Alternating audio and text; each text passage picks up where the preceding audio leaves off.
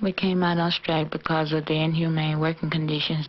The people was being misused so badly. We're fired up! Can't take it no more! We're fired up! Can't take it no more! We're fired up! Can't take it no more! We're fired up! Can't take it no more! We're fired up! Occupational safety and health is a major social concern of the 1980s. These people are part of that movement. They are asserting their right, now written into law, to a healthy and safe workplace. This right has had a ragged history. It's not always been recognized. Work has killed millions.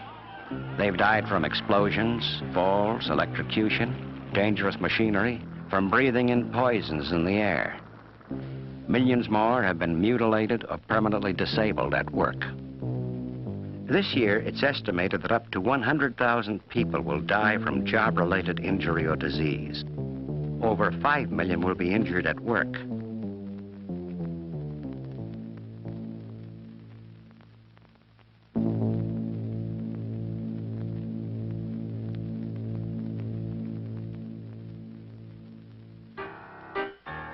Following the Civil War, the American economy was expanding rapidly. In the closing decades of the 19th century, production rates were climbing and millions more workers were needed. Between 1900 and 1910, nearly 9 million people immigrated to this country, looking for work and a better life. But many also found harsh conditions, long hours, low wages. The work was tough and dangerous. As the production rate went up, so did the pressure on workers and the casualties.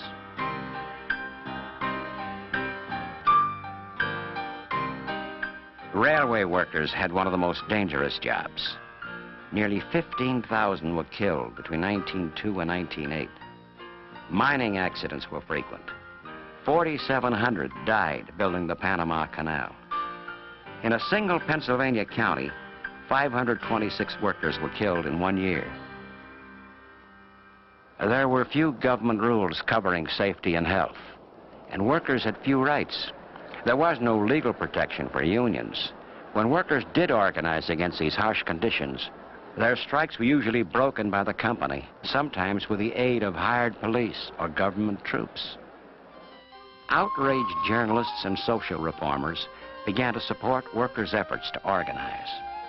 Photographer Lewis Hine exposed the horrors of child labor.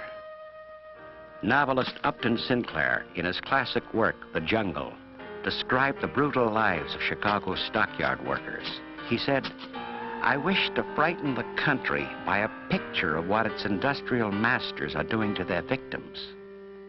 Exposés like these finally led the government to create the first agencies to protect workers.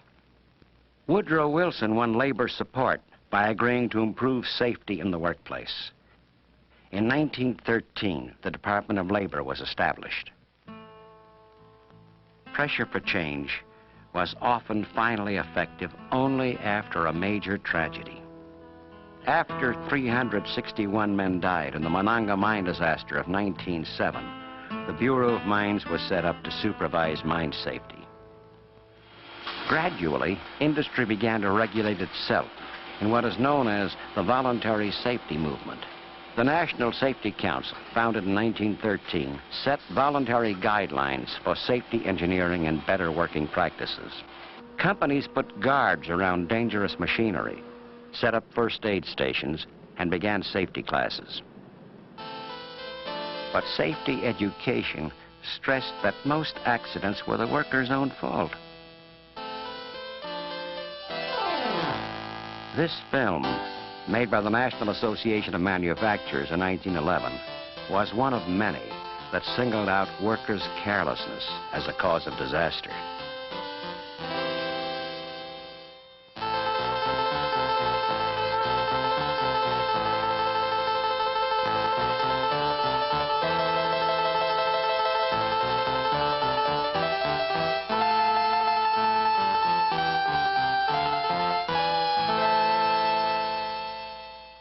But many terrible tragedies were not caused by workers' carelessness. The same year that film was made, A fire burned the Triangle Shirtwaist Factory in New York. Because many of the exits were locked, 146 people, mostly young immigrant women, died.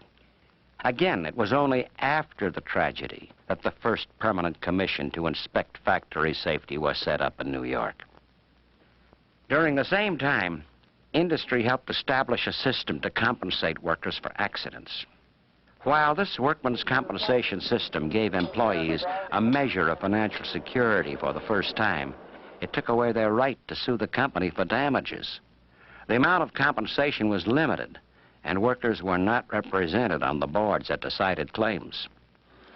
But this growing concern for workplace safety had some noticeable results, and accident and death rates fell. In fact, many industrialists thought the safety problem was solved.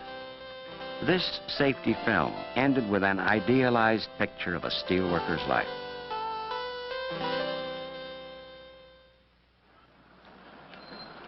The Safety and Health Committee can be one of the most important committees in the plant. Workers today, like these at a Chicago steel plant, know the safety problem isn't solved.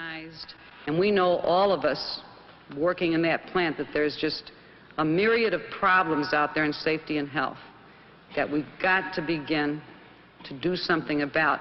One thing is for sure, if we got a record, a backlog of safety and health grievances and good, well-attended meetings where people bring out specific problems, we're going to be in a much better position to negotiate those kind of health and safety provisions that we need, because they're going to be based on something real. I've got a list here of 26 accidents that I've heard about. Many of them serious. A guy got 200 stitches. 200 stitches? 200 stitches. Another guy got shocked with 2200 volts. There was a burner killed in the 34th. He didn't pick up his card at the end of the turn. They found him. They went out to look for him a few hours later, and the blood was already dry and everything. He was under several tons of steel. The one case I think some of the people here are aware of is this case of Jesse Bustos at the 30-inch. When I finished unscrewing, I had no idea that this piece of steel was supposed to drop on the generator. When it dropped, when I finished unscrewing, when that piece of steel dropped, it grabbed the tip of my glove, and I got caught, these two fingers. I was stuck for 45 minutes. They couldn't do nothing until the doctor got there. He got there, I think, in about 20 minutes. I got the morphine shot. It took him more or less 45 minutes to get me free. The foreman there should have told us what the job was exactly gonna do, what it was supposed to do, and they should have never let me do that job by myself. I was an apprentice. They didn't tell me what was supposed to happen. They didn't give me no safety tip. That is their job. Management must provide safety training before the man is put to work on that job. You have a union, something that we didn't have at the beginning. You have your union, strengthen it and fight. That's the only thing you can do. The most important thing is policing this thing, and nobody else is going to police it but us. Thank you. That's right. Like workers today, workers in the past faced not only sudden death or injury from accidents, but slow death from fumes, dusts, and poisonous gases. Doctors were slow to investigate these industrial poisons and the diseases that could result from them. The first major American study was not until 1910, when a young doctor, Alice Hamilton, investigated the effects of lead poisoning. There were further government studies into health hazards, but few industries applied their findings, and workers' health was virtually ignored by industry until the 1960s. Okay, what we're going to do now is a test that tells us... Bob Samuel has silicosis, resulting from 28 years exposure to silica dust. I started working in 51 as a labor, and then I went to chipping. And I chipped for the rest of my time until 1978. Try to get all the air out of your lungs, okay? I first noticed I was getting sick back late 60s. Blow real and hard. I started getting short of breath. Push more, blow, keep blowing, keep blowing. Then I went to the doctor, and the doctor taking x-ray, but they didn't tell me what was wrong.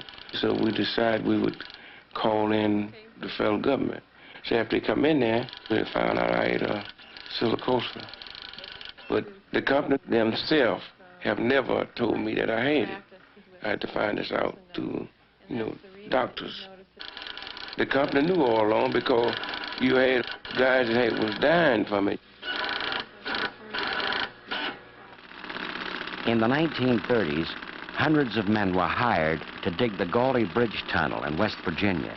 They, too, were ignorant of the risks they ran. Desperate for jobs during the Depression, they worked with virtually no protection in a tunnel thick with silica dust. 476 men died here from silicosis. My name is Walter Kincaid. I worked in the tunnel 4 or 5 weeks. Every day I hear of someone dying with silicosis. I worked until I got sick, and the doctor told me that it was silicosis. And he also told me that anyone that worked as much as 24 hours would not be living 15 years. I think something should be done for our wives and family after we are gone. Once again, after the deaths, there was a public outcry. I personally believe that 2,000 men are doomed to die as a result of ruthless destruction of life by American industry. The next year, 1936, the Walsh-Healy Act was passed. Although it only applied to contractors doing business with federal agencies, it was the first time the government directly imposed health and safety standards. One of the areas the rules covered was the use of respirators. The respirator is one of the oldest protective devices in history, and for years, workers' health continued to depend on respirators alone to keep poisonous dusts and fumes out of their lungs. But respirators often don't fit properly. They leak or simply don't filter out enough of the poisons. Today, government strongly favors cleaning the air in factories through ventilation and other devices. But through the 1930s and 40s, industry continued to rely on ever more elaborate respirators. Today, thanks to the cooperation of safety men in many industries and government departments who supported and helped guide the development of respiratory protection, the menace in the air is removed for those who wear respirators. For where men once died, we who wear respirators can now live safely. And life for us, like the air we breathe, is good. That respirator is not going to do you no good. I wore it for 28 years, and it didn't do me no good. My lungs is filled with that dust. I can walk about maybe block and a half. That's about the best I can do. It's pretty rough when you're trying to go up a flight of steps when you used to run up there, and I can't do that now. And a lot of nights I get up. I have to get up all through the night and be coughing. I still spit up that dust, and it's still all in the pores of my skin. Can't get clean. You don't know tomorrow, next week, next year, you might go. You just can't sit and think about it, but you just have to go ahead on out and try to, enjoy yourself. Do the thing that try to do the thing you've been doing, but don't worry about it. Me and my wife sit down and talk, told her once never it'd come, it just come. I just try to do the best I can. A lot of lonely nights, you can't sleep. You know you're just dying day by day.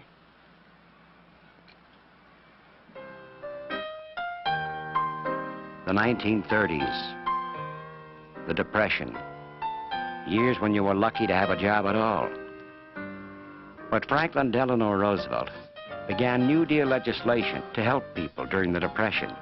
He introduced jobs for the unemployed, Social Security, a minimum wage, and the 40-hour work week. Although most of these laws did not directly affect safety and health, they permanently raised the level of government concern about working conditions. The National Labor Relations Act made it a legal right to unionize. And in the 1930s, industrial unions organized and sought the right to represent all workers in an industry. In the automobile industry, for example, the United Auto Workers struck at Flint, Toledo, and Detroit, and won the right to collective bargaining. labor was emerging as a powerful force that would be better prepared to deal with later health and safety issues. Then came the war. Health and safety on the job suddenly became an important issue, largely because preventing accidents meant saving work days for the war effort. Save a day to keep them rolling. Save a day to keep them flying. Save a day that Americans of tomorrow may live in a land of peace, in a land where freedom reigns. Safety supervision was stepped up in federal war plants, and the need to keep workers healthy led to some advances in industrial engineering and medicine. The Public Health Service laid down its first standards, setting maximum levels for dangerous air pollutants at work. But these first standards were often far too lenient to clean the air effectively, and they could only be enforced in plants with federal contracts. For the rest of industry, they were only voluntary guidelines, so many workers' health still depended on the goodwill of the company.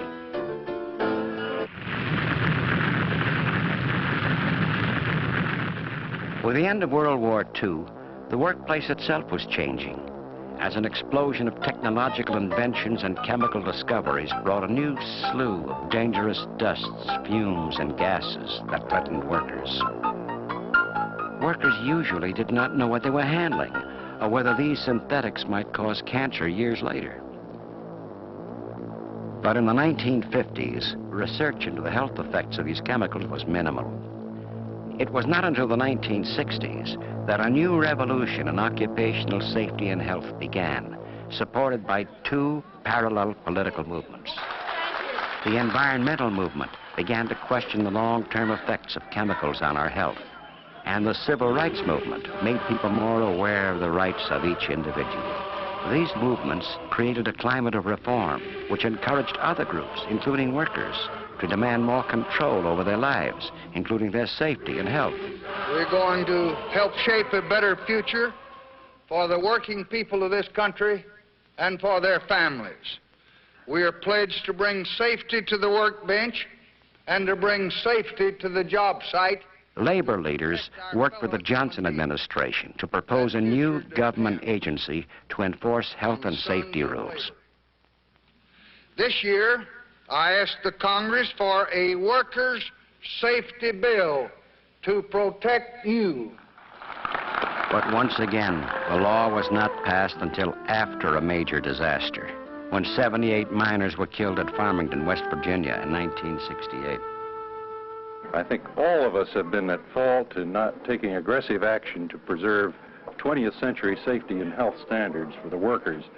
Now there's a revolt in the mines, and the workers are going to get the kind of conditions that they deserve and should have had. Within 1 year, the Federal Coal Mine Health and Safety Act was passed. And in 1970, Congress passed the Occupational Safety and Health Act. This confirmed in law the right to a healthy and safe workplace and established the Occupational Safety and Health Administration, or OSHA. The Act says that employers have the primary responsibility for providing a safe and healthy workplace. OSHA is responsible for making safety rules and enforcing them. Workers have a right to talk to their supervisors, their union, or OSHA, about safety and health problems. Jim Belrose suffers from failing eyesight and severe skin discoloration. These job-related problems affected both him and his father, who worked at the same plant. I worked 24 years in the plant. They made silver nitrate. I take silver bullion and turn it into a liquid form. Then we would put heat under it. As it started reacting, you'd get yellow poisonous fumes off it. When they weighed silver crystals up, there used to be a real strong dust that came off of them. That there helped turn the skin dark. My father worked there for a while. His eyes discolored when he was there. His complexion was dark too. He was a real old-fashioned type person. As long as you got a job, you just do it, shut your mouth, and get your pay at the end of the week. And if it hurts your body, it hurts your body. Don't worry about it, you know. And it's the same with a lot of the older guys. They wouldn't ever say anything. But I think one of the things, too, that they were always told it was never harmful. Unlike his father, Jim was skeptical. He and his co-workers called in medical investigators from Mount Sinai School of Medicine and asked management to make changes. We were told if we didn't like the way they operated, that we could go for a walk. And that's what started the whole thing. And so our walking was right to OSHA. First day they were there, they found 52 violations in 10 minutes. The 4 or 5 guys that really started the whole thing, you know, they were afraid of losing their jobs, but they came to the point where it was a difference between your health or the job. So we took a choice of our health. I was afraid he was going to lose his job, you know, because they said, well, you know, if you don't like it, you don't like the way I run the company, leave, you know. And we had 4 little kids at that time, you know, smaller children. And I wasn't working, so I thought, oh my goodness, here we go. You know, so yeah, I was for him, you know, because I know that he didn't feel good a lot, and like our family life wasn't what it should have been because of it. I sued for our eyes, and we fought the case. Just a little while ago, I got my final settlement. They didn't want to pay it because they said that it was just a hazardous occupation, and those things just came naturally. People shouldn't have to endanger their lives just for the pleasures of other people. Get OSHA in there, make an effort. Today, there are 20,000 chemicals in the workplace that are suspected of being toxic. About 1/5 of all cancer cases are associated with exposure to chemicals on the job, and OSHA is working to reduce these dangers by setting more comprehensive rules. In addition to OSHA's presence, the unions are spending more time and money on safety training and devoting more contract language to health and safety. Workers are demanding the right to see their own medical records, to be told the names and properties of the chemicals they work with, to know the level of risks they take on with the job. We have been trying to get the company to give medical examinations for over 2 years, and so far they haven't complied with any of OSHA's orders. OSHA had ordered the company to give comprehensive medical examinations to its workers, some handling the toxic chemical DES. DES is a female hormone that can cause sexual malformation. The people at that time were working without respirators, and if they used respirators, they were dirty, they weren't clean, they had no training program. People were very ill. Some of the guys grew breasts.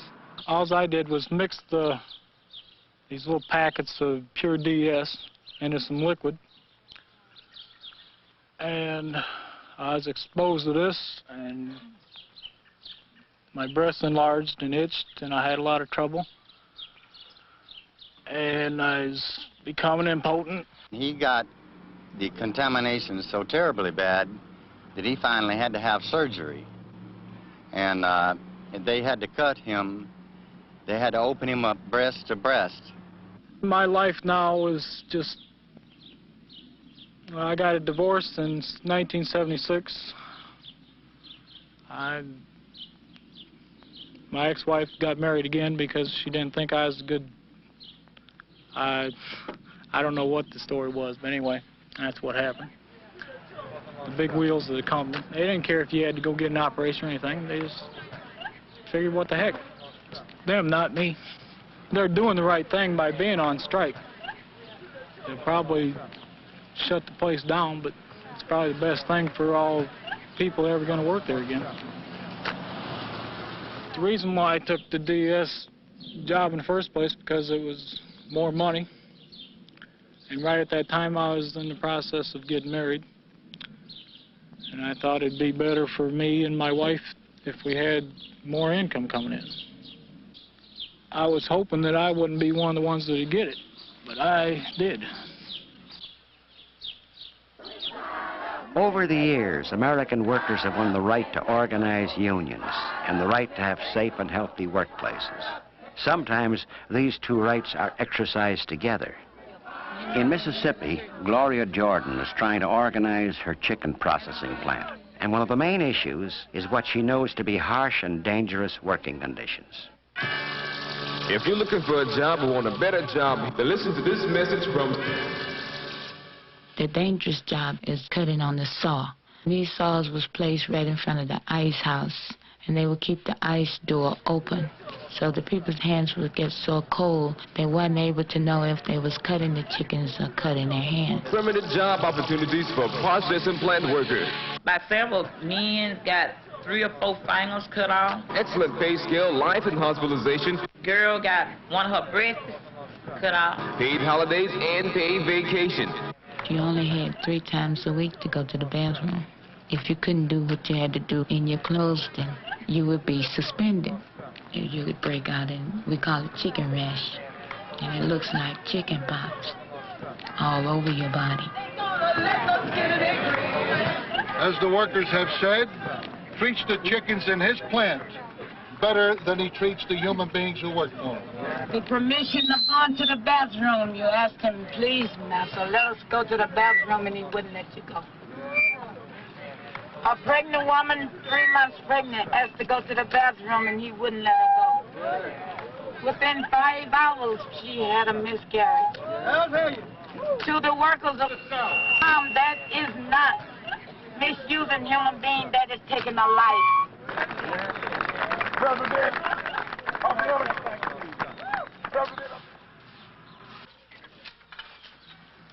We are very sure that this is the right thing that we're doing, striking and making it better for our children, because we have already won.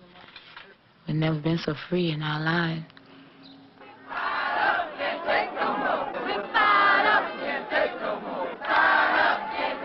We are beginning to change our attitudes, to protest about dangers that used to be accepted as part of the job. We are moving from haphazardly protecting workers or compensating them after the fact to trying to prevent hazards from happening at all. Workers themselves are making history by questioning their working conditions, finding out the risks they run, and claiming their legal right to safety and health.